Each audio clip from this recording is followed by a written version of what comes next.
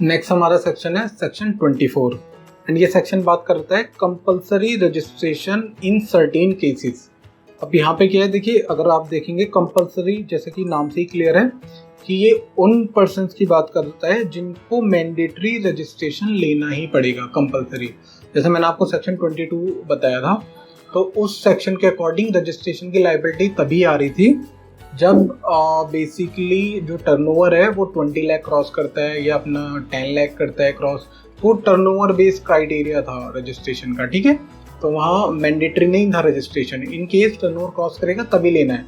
But यहाँ पे कुछ केसेस दिए हुए हैं जहाँ रजिस्ट्रेशन लेना मैंडेटरी है irrespective of the turnover amount. अब ये देखिए सेक्शन 24 स्टार्ट करता हूँ। ये बोलता है not with standing anything contained in sub section 1 of section 22, जो टर्नओवर लिमिट की बात कर रहा था।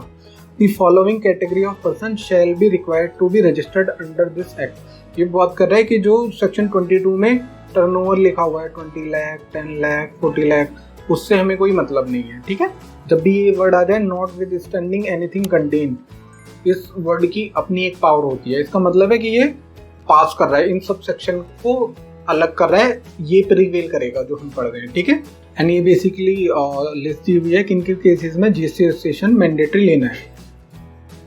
क्लॉज 1 है, ये बात करता है person making any inter state taxable supply.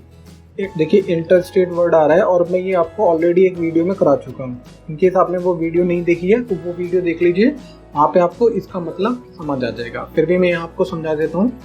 देखिए ये बात कर रहा है इन केस जो भी person inter state taxable supply करता है। अब देखिए यहाँ पे इसने सप्लाई में ना तो गुड्स लिखा है ना सर्विसेज, इट मीन्स हम मानेंगे दोनों। Supply means supply of goods और सप्लाई ऑफ सर्विसेज। ये बात कर रहा है, लेट सपोज मैं यूपी में हूँ, ठीक है, एंड मेरा कोई एक क्लाइंट है दिल्ली में।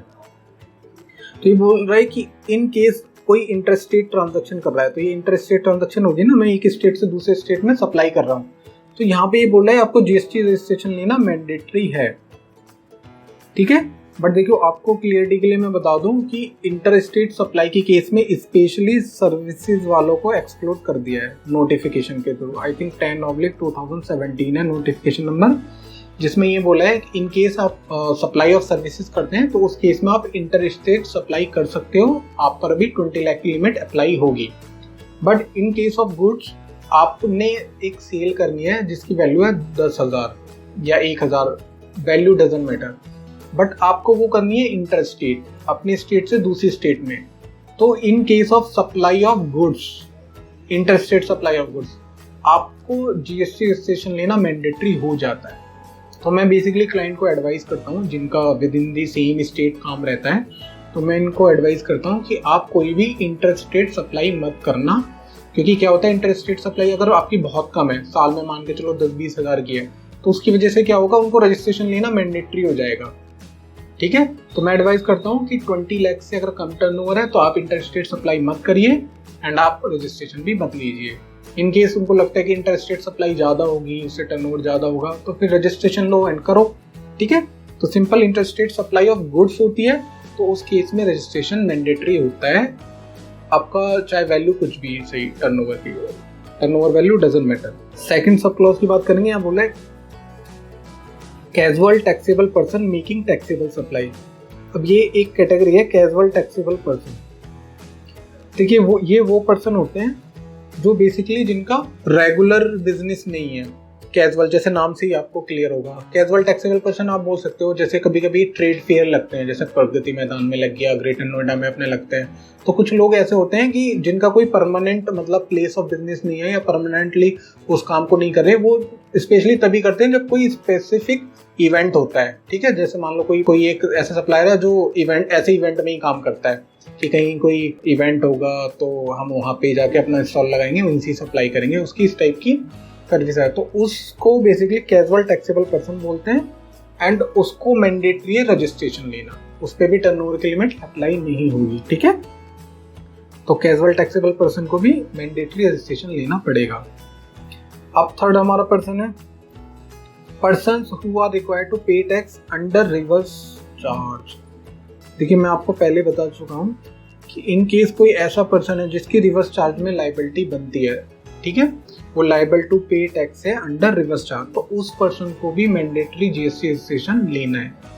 फॉर एग्जांपल जैसे अपना जीटीए सर्विसेज होती है, गुड्स ट्रांसपोर्टेशन एजेंसी, तो इनको ऑप्शन होता है कि या तो आप खुद अपना टैक्स पे कर दो, जीटीए मतलब, या फिर आप टैक्स मत पे कीजिए, आपका जो रिसिपिएंट है वो आपका टैक्स पे करेगा। तो ये वाली सर्विसेज बेसिकली रिवर्स चार्ज में आ गई। लेट्स सपोज कोई एक अनरजिस्टर्ड पर्सन है जिसकी जो टर्नओवर की लिमिट है वो 15 लाख है, तो 20 से कम है, इट मीन्स उसने रजिस्ट्रेशन नहीं लिया, बट वो ट्रांसपोर्टेशन की सर्विसेज यूज कर लेता है जीटीए से, जो कि खुद टैक्स पे नहीं करके वो उसका रेसिपिएंट टैक्स पे करता है अंडर रिवर्स चार्ज। तो ये वाली सर्विसेज रिवर्स चार्ज में आ गई, तो इट मीन्स उसकी जो लायबिलिटी है टैक्स पे करने की वो रेसिपिएंट की आ गई। तो इस केसेस में उसको जीएसटी रजिस्ट्रेशन लेना पड़ेगा। ठीक है। फोर्थ है हमारा person who are required to pay tax under sub section 5 of section 9। देखिए यहाँ पे भी बेसिकली ये रिवर्स चार्ज की बात कर रहे हैं। ठीक है, कभी कभी ऐसा होता है रिवर्स चार्ज, देखो दो टाइप का होता है। एक तो होता है कि टैक्सेबल पर्सन ही सप्लाई कर रहा है बट रेसिपिएंट ही उसका टैक्स पे करेगा, बट सेकंड टाइप का ये होता है कि इन केस आप किसी अनरजिस्टर्ड पर्सन से परचेज करेंगे तो भी आपको रिवर्स चार्ज में टैक्स पे करना पड़ेगा। तो इस टाइप की भी अगर आपकी रिवर्स चार्ज की लायबिलिटी आती है तो भी आपको मैंडेटरी जीएसटी रजिस्ट्रेशन लेना है। एंड ये सेक्शन से बेसिकली जो जीएसटी स्टार्टिंग में आया था, तो गवर्नमेंट का ये रूल था कि एक दिन में आप मैक्सिमम 5,000 तक का ही किसी अनरजिस्टर्ड पर्सन से परचेज कर सकते हैं। बट जो in normal course of business आप देखेंगे तो 5,000 से ज़्यादा ही अनरजिस्टर्ड से परचेज हो जाता है। जैसे मान लो चाय वाला हो गया, ठीक है, किसी से हम बुक्स परचेज कर रहे हैं, किसी से हम मतलब वो कोई फूड आइटम ले रहे हैं, तो वो लोग रजिस्टर्ड नहीं होते हैं। मे बी पॉसिबल किसी से हम ट्रांसपोर्टेशन सर्विसेज ले रहे हैं, वो भी रजिस्टर्ड नहीं है। तो उस टाइम में जो 5,000 की लिमिट थी ना वो बहुत कम थी, तो उसकी वजह से क्या हुआ, मैक्सिमम लोगों को जीएसटी रजिस्ट्रेशन लेना पड़ गया। ठीक है, तो ये उसी केसेस को कवर कर रहा है कि इन केस अनरजिस्टर्ड से आप परचेज करोगे तो आपको मैंडेटरी जीएसटी रजिस्ट्रेशन लेना पड़ेगा। बट आज की डेट में जो 5,000 वाली लिमिट थी वो गवर्नमेंट ने हटा दिया है, तो इट मीन्स आप अनरजिस्टर्ड से कितना भी परचेज कर सकते हैं, कोई दिक्कत नहीं है। बट एक केसेस में गवर्नमेंट ने अनरजिस्टर्ड से रिलेटेड रेस्ट्रिक्शन लगाई हुई है बिल्डर के केस में। उसमें लिखा हुआ है कि इन केस आप 20% से ज़्यादा अनरजिस्टर्ड से मटेरियल परचेज करते हैं या सर्विसेज लेते हैं तो आपको 20% से ज़्यादा जो भी किया उस पार्ट पे जीएसटी जमा कराना पड़ेगा। ठीक है। नेक्स्ट हमारा है fifth, non resident taxable person making taxable supply. In case अगर कोई नॉन रेजिडेंट टैक्सेबल पर्सन है वो टैक्सेबल सप्लाई करता है तो उसको भी मैंडेटरी जीएसटी रजिस्ट्रेशन लेना पड़ेगा। ठीक है। सिक्स्थ हमारा पॉइंट है person who are required to deduct tax under section 51 whether और not separately registered under this act. अब ये बात कर रहा है कि देखिए इसने सेक्शन 51 का रेफरेंस लिया है। सेक्शन 51 की मैं बता देता हूँ। देखिए सेक्शन 51 बेसिकली लोकल अथॉरिटी या गवर्नमेंट, जो भी गवर्नमेंट रिलेटेड बेसिकली कंपनीज होती हैं, उनको ये पावर देता है कि इन केस कोई सप्लायर गवर्नमेंट को सर्विसेज दे रहा है या गुड्स की सप्लाई कर रहा है तो गवर्नमेंट उस पर 1% जो भी रेट है उससे टीडीएस काटेगी। ठीक है, तो ये उन गवर्नमेंट ऑर्गेनाइजेशन की बात कर रहा है, लोकल अथॉरिटी की बात कर रहा है, तो इट मीन्स उनको भी मैंडेटरी रजिस्ट्रेशन लेना है। सेवंथ हमारा पॉइंट है person who makes taxable supply of goods services or both on behalf of other taxable person whether as an agent or otherwise. ये बात कर रहा है इन केस कोई पर्सन दूसरे पर्सन के बिहाफ पे सप्लाई कर रहा है एंड जो दूसरा पर्सन है वो टैक्सेबल पर्सन है। ठीक है, एंड वो जो सप्लाई कर रहा है वो टैक्सेबल सप्लाई है। तो जो on behalf of taxable person काम कर रहा है और दे रहा है टैक्सेबल सप्लाई, उसको भी रजिस्ट्रेशन लेना पड़ेगा। लेट्स सपोज जैसे पेट्रोल पंप है कोई, ठीक है, तो पेट्रोल पंप वाले क्या करते हैं, मैं एक जस्ट एग्जांपल दे रहा हूँ कि इंडियन ऑयल पेट्रोल पंप है लेट्स सपोज, तो इंडियन ऑयल तो अपने आप में लेट्स सपोज रजिस्टर्ड है, ठीक है, जीएसटी में। तो अब इंडियन ऑयल जीएसटी में रजिस्टर्ड है, लेट्स सपोज जो पेट्रोल है उस पर भी टैक्स लगता है जीएसटी। तो इन केस जो पेट्रोल पंप का ऑनर है वो जो पेट्रोल सेल कर रहा है वो on behalf of taxable person कर रहा है, on behalf of Indian oil, और जो सप्लाई है वो टैक्सेबल सप्लाई है, लेट्स सपोज पेट्रोल टैक्सेबल है। तो इस केस में जो पेट्रोल पंप का ऑनर होगा वो एज ए एजेंट काम करे या कैसे भी करे, उसको भी जीएसटी रजिस्ट्रेशन लेना मैंडेटरी है। ठीक है। एट्थ हमारा पॉइंट है इनपुट सर्विस डिस्ट्रीब्यूटर वेदर और not separately registered under this act. अब देखिए ये टर्म बेसिकली इंपॉर्टेंट है, इनपुट सर्विस डिस्ट्रीब्यूटर। इसको मैं अभी यहाँ डिटेल में नहीं बता रहा, बट आप याद रखिए इनपुट सर्विस डिस्ट्रीब्यूटर होगा तो उसको भी मैंडेटरी रजिस्ट्रेशन लेना पड़ेगा, ठीक है। इस वर्ड को कभी मैं स्पेशली बताऊंगा, ठीक है, इस पे अलग से वीडियो बनाऊंगा। 9th हमारा पॉइंट है, पर्सन हु सप्लाई गुड्स और services or both other than supply specified under subsection 5 of section 9 through such electronic commerce operator who is required to collect tax at source under section 52। ये बात कर रहा है in case कोई person taxable supplies कर रहा है, ठीक है, एंड वो जो सप्लाईज कर रहा है थ्रू ई कॉमर्स ऑपरेटर कर रहा है। एंड देखिए सेक्शन 52 में लिखा हुआ है कोई भी ई कॉमर्स ऑपरेटर होगा उसको 1% TCS कलेक्ट करना है जो भी पोर्टल है उसके थ्रू सेल कर रहा है।